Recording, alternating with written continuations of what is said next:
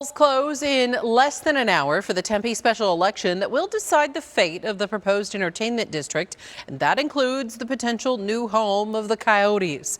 It's a story we've been tracking for months that have left many residents split. We don't need any more congestion. Stadium's gonna be nice. It's gonna look beautiful. It's gonna be it's gonna make every other NHL team fans jealous. Tonight, we have team coverage as we wait to hear what voters decide. Let's start with Javier Soto, who's live at the Tempe History Museum, the only location tonight for in-person voting. Javier?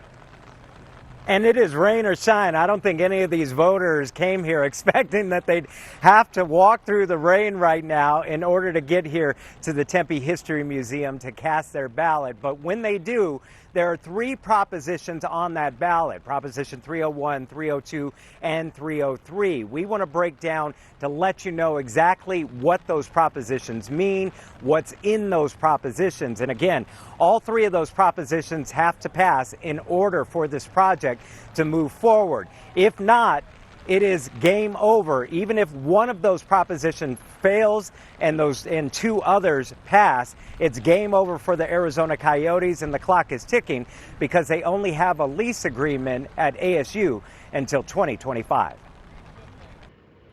Proposition 301 amends the city's general plan for the land owned by the city on Priest and Rio Salado. This would change the land use map from commercial to mixed use, and the residential density adding high-density urban core, which just means more than 65 dwelling units per acre. This also allows for the land to be a mixed-use project with a professional sports franchise and entertainment district.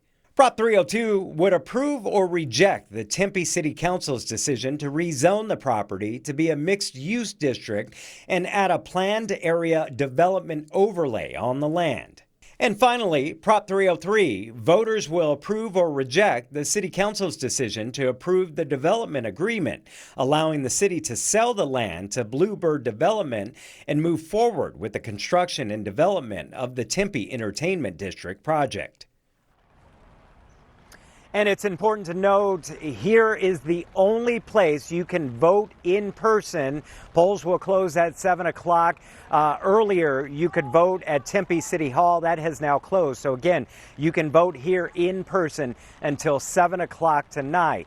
We want to bring in data analyst Garrett Archer. He's going to break down the numbers on voter turnout and demographics in this special election. So most Tempe residents have already voted by mail. Today's data shows 28,229 Tempe votes are already in, and that's a turnout of 31.3%. Sam Almy from Uplift Campaign is tracking early returns, and he says for a city election, interest is high. This is one of the highest turnout elections in Tempe's recent history. I think we can go back to 2010 where they had a 37% turnout, but right now we're just over 31% with late earlies yet to be counted and day of voters coming in throughout the day today.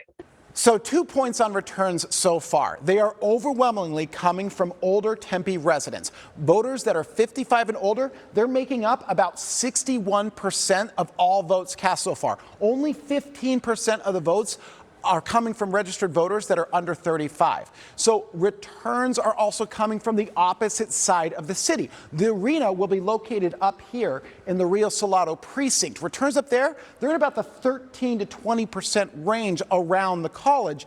But south of Baseline and especially Elliott, the voting picks up dramatically with most precincts returning over 50% of registered voters. So while this does not indicate how the vote will turn out, what it does tell us is that older, longtime voters with roots in Tempe will be the deciding factor on whether the city builds a stadium for the Coyotes. With a look inside the numbers, I'm Garrett Archer, ABC 15 Arizona.